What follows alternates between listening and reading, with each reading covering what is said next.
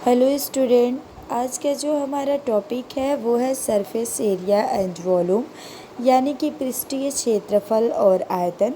आयतन से ही आपको पता चल गया होगा कि यहाँ जो हम बात करेंगे वो 3D आकृतियों के बारे में बात करेंगे, जिसमें कुछ 3D आकृतियाँ जो है इस आपके चैप्टर में दी हुई हैं, जिसको हम आज डिस्कस करेंगे। हम केवल आपको फॉर्मूला ही नहीं बताएंगे, बल्कि ये चीज़ें आती कैसे हैं वो सारा कुछ फिगर के थ्रू समझाएंगे। ठीक है, तो उम्मीद है आपको सारा कुछ समझ में आएगा, कोई प्रॉब्लम नहीं आएगा। बस आपको ये वीडियो लास्ट तक देखना है।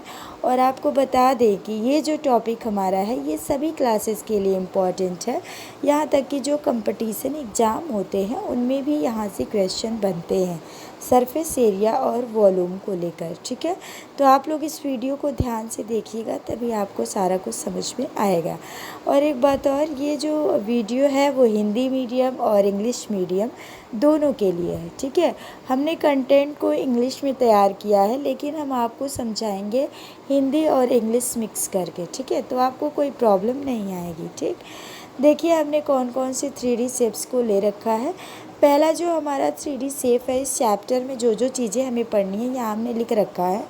पहली चीज़ क्या है कि घन क्या होता है, यानी कि क्यूब क्या है। घनाभ क्या होता है, क्यूबाइड क्या है। और तीसरा है राइट सर्कुलर सिलेंडर, यानी कि लंब वृत्तीय बेलन क्या होता है। होलो सिलेंडर यानी कि खोखला बेलन क्या होता है। राइट सर्कुलर कोन शंकु क्या है।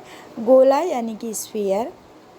और जो 7 पॉइंट है वो है अर्धगोला, यानी कि हेमिस्फीयर।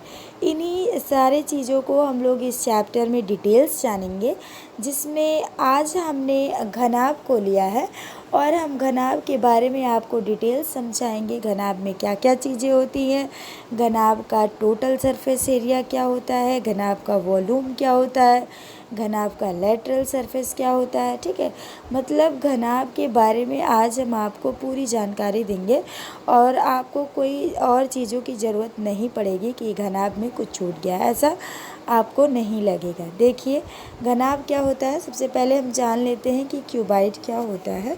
तो क्यूबाइड क्या है, a cuboid is a 3 dimensional shape. हमने अभी कहा कि ये कैसा शेप है, ये 3D शेप है। ठीक है, तो a cuboid is a 3 dimensional shape which has 3 pair of equal side, यानी कि इसके जो 3 जोड़े होते हैं ना, साइड्स के जो 3 जोड़े होते हैं वो क्या होते हैं, इक्वल होते हैं। साथ में क्या होते हैं, पैरेलल टू ईच अदर। ठीक है, इक्वल भी होते हैं जो 3 साइड्स के पेयर हैं, और साथ में पैरेलल भी होते हैं। And the faces of the cuboid are all in a rectangular shape.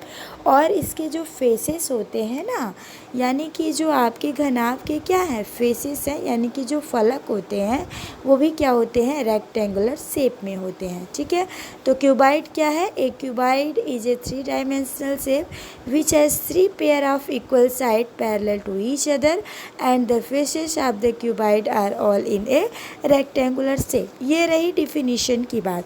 अगर हम इसे हिंदी में बात करें तो क्या होता है, हिंदी में कहते हैं कि 6 आयत फलकों, क्या 6 आयत फलकों, ठीक है, 6 आयत फलकों द्वारा घिरी हुई आकृति को क्या बोलते हैं, घनाभ बोलते हैं। अगर हम एग्जाम्पल लें तो जैसे बॉक्स है, ईंट है, माचिस की डिबिया है, ठीक है, ये सारी चीज़ें क्या हैं, ये क्यूबाइड में है। ठीक है, तो क्यूबाइड समझ में आई।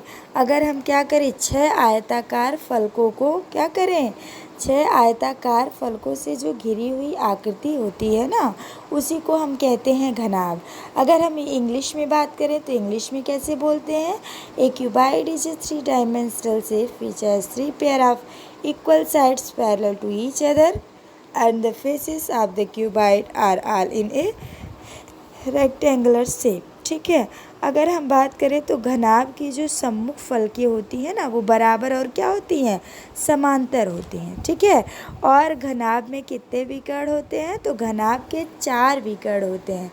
कितने विकर्ण होते हैं, घनाभ के 4 विकर्ण होते हैं, और चारों के 4 जो घनाभ के विकर्ण होते हैं वो समान होते हैं, यानी कि बराबर होते हैं। ठीक है, और विकर्ण बनता कैसे है, तो सम्मुख शीर्षों को मिलाने से क्या बनता है, विकर्ण बनता है। ठीक है, अब हम बात करते हैं फिगर के थ्रू आपको समझाएंगे कि क्यूबाइड में क्या क्या चीज़ें होती हैं।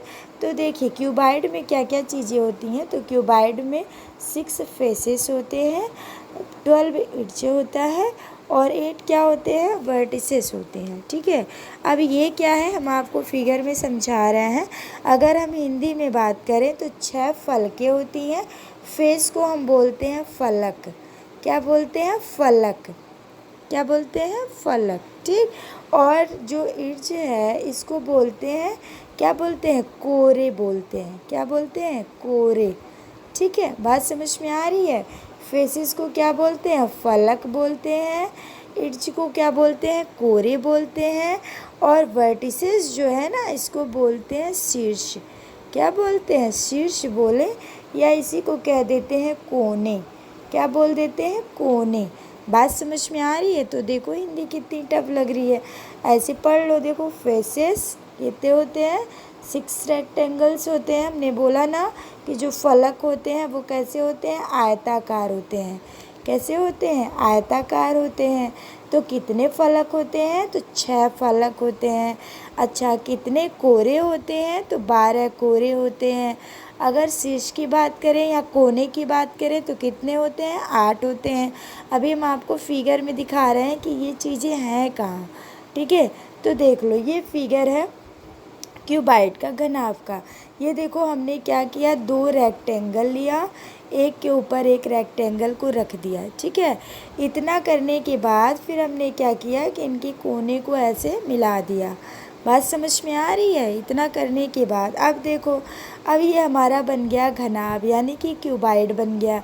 ठीक है, अगर हम क्यूब की बात करें तो वो स्क्वायर से बनता है। कैसे बनता है, स्क्वायर से। और अगर मतलब वर्ग से बनता है। लेकिन अगर हम यही क्यूबाइड की बात करें तो ये रेक्टेंगल से बनता है। ठीक, अब देखो इसमें क्या फेसेस होते हैं। तो हमने अभी कहा फेसेस होते हैं 6।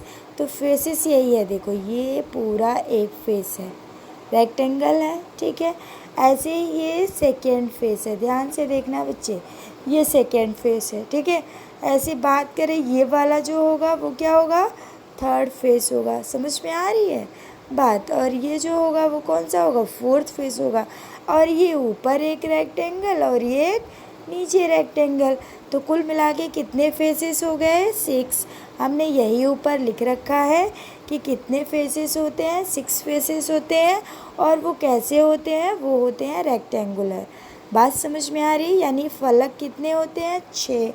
कितने फलक होते हैं, 6। यही फलक है। ठीक है, एक यहाँ 2, एक यहाँ 3, एक यहाँ 4 और एक ऊपर में हो गया और एक नीचे में हो गया। ये कितने फलक हो गए, तो ये हो गए 6 फलक। ठीक, अब हम बात करें किसकी बात करें, इर्ज की बात करें तो इर्ज कहाँ है, यानी कि कोरे कहाँ है। तो कोरे क्या होते हैं, ये साइड्स जो है ना, ये देखो ये एक कोरा ये हमने यहाँ देखो एरो के थ्रू दिखाया भी है। एक कोरा ये है, दूसरा ये है, समझ में आ रही है बात, तीसरा ये है, चौथा ये है, ठीक, पांचवा ये है, छठा ये, सातवां ये है, आठवां ये है, ठीक है, नौवां ये है, 10वां ये है, 11वां इसको ले लो, 12वां इसको ले लो। बात समझ में आ गई। कितने कोरे होते हैं, तो कोरे होते हैं 12।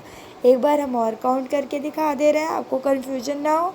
एक ये, ठीक, दूसरा ये, ठीक है, तीसरा ये, फिर चौथा ये, पांचवा ये, छठा ये, सातवां ये, आठवां ये, हो गया। अब बात करें ये 9वां, ये 10वां, ये 11वां और ये 12वां। ठीक, कितनी हो गए, 12। ठीक, अब हम बात करते हैं वर्टेक्स की, यानी वर्टिसेस की, जो कि होते हैं 8। यानी कि कोने कितने होते हैं, 8। देखो कोने कहाँ कहाँ है, एक ये कोना, एक ये कोना, एक ये कोना 3, एक ये कोना 4, एक ये कोना 5। ये कोना नहीं है, ये नहीं कोना है, इसको नहीं कोना लेंगे। ठीक है, तो कितने हो गए, 1 2 3 4 5, 5 हो गए ना। और एक यहाँ 6। बात समझ में आ रही, ये 6 हुआ। अभी देखो एक कोना यहाँ 7 और एक यहाँ है 8।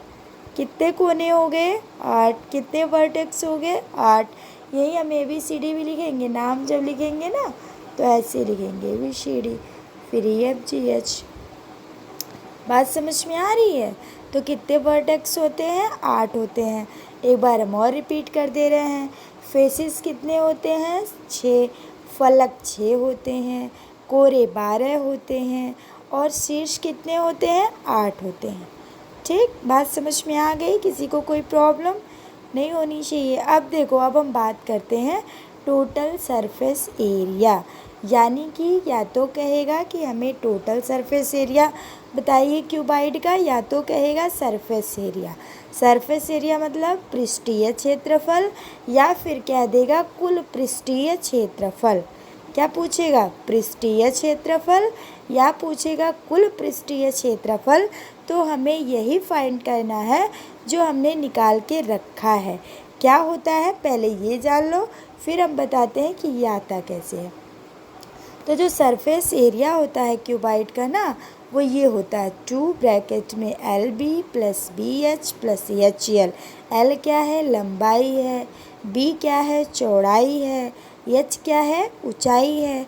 ठीक, तो क्यूबाइड में क्या क्या होते हैं? लंबाई भी होते हैं, चौड़ाई भी होते हैं, और क्या होता है? ऊंचाई भी होता है। अगर हम इसको लंबाई मान लें तो ये चौड़ाई है और ये क्या है? ऊंचाई है। बात समझ में आ रही है? ये लंबाई, ये चौड़ाई, ये क्या है? ऊंचाई। अगर ये L है, ये B है, और ये क्या है? H है। समझ में आ रही है बात कि नहीं आ रही है? तो ये LBH है। अब हम बात करें कि ये आता कैसे है टोटल सरफेस एरिया, मतलब जितना इस घनाभ ने सरफेस को कवर किया है उसी का हमको क्या पता करना है? एरिया। ठीक है, तो देखो कितने फलक बने हैं? 6 फलक बने हैं ना। इन 6 फलक से मिलके तो बना हुआ है हमारा घनाभ।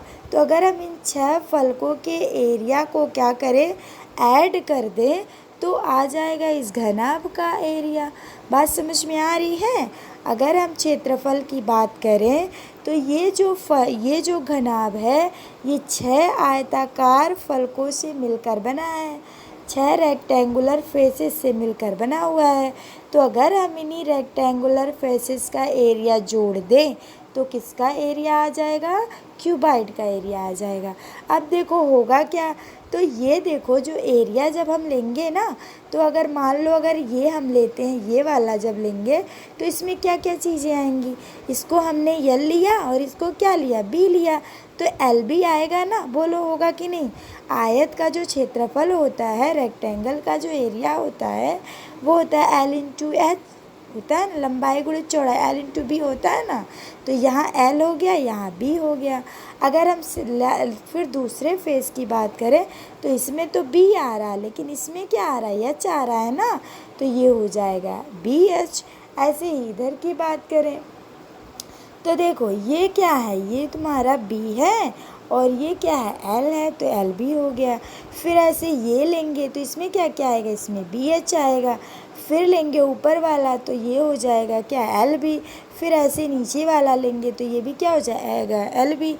यानी कि कहने का मतलब ये है कि 2 बार LB आएगा, 2 बार BH आएगा और 2 बार HL आएगा। यह हमने लिख रखा है। क्या लिखा है? सम, यानी किसका सम लेना है? एरिया ऑफ 6 रेक्टेंगुलर फेसेस, यानी कि ये 2 का होगा LB, 2 फेस का होगा BH, और 2 फेस का होगा HL एरिया।